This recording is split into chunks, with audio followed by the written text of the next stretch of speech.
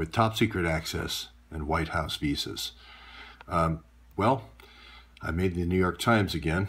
Trump is now kind of weighing in a little bit, talking about Debbie Wasserman Schultz, and this is the article that was written today by Nicholas Fandos here on the 28th. And of course, I get called a prolific right-wing YouTube conspiracy theorist again. And I just have one question for Mr. Fandos. Would he consider the Fusion GPS article, the PP dossier article, would he consider that a conspiracy theory, or are they still backing that 100% with the two ladies of the evening peeing on Trump's bed? And then would he consider the Jared Sexton, the driver who drove the Cadillac with Miss Veselnitskaya all around Trump rallies to try to bed Trump or one of the Trump campaign, would he consider that great journalism?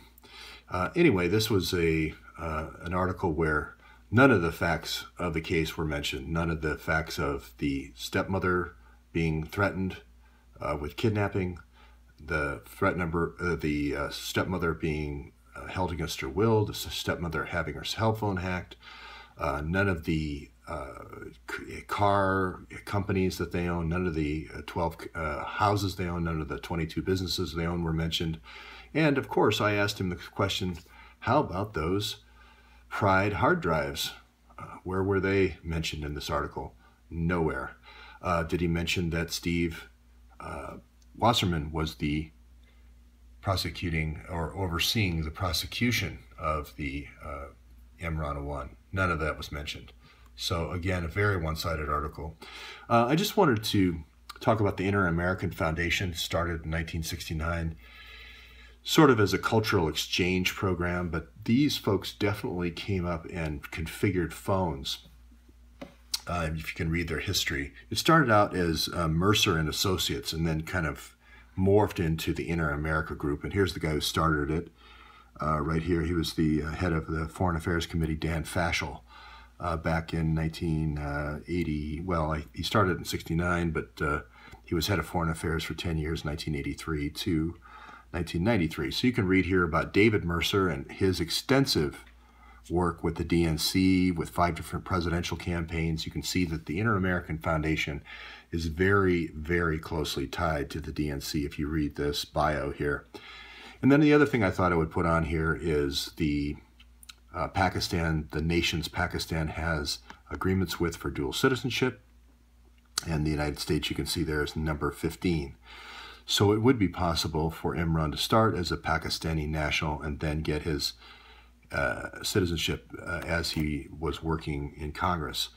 I won't talk too much more about the Jared Banoski and Amy Kroll, Jeff Bergen, and Miss Poe here, Tracy Poe, other than to say that this situation, this time period at the DNC that we're talking about, all these people not knowing Debbie Wasserman Schultz's password, and of course Imran knowing it, there it is. I just gave Imran a call. Imran has access to her password. She doesn't have access to the password, but Imran does, so I'll call Jeff now.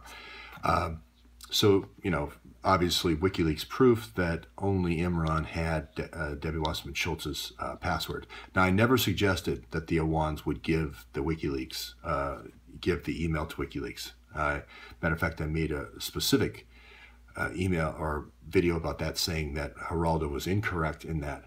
But what I did say is the Awans were involved in this operation here, which was called Act Blue. I don't know if you can see that or not, but the Awans just added the S to do the hacking of the money coming into Bernie-crats as well as Bernie, and this will come forward.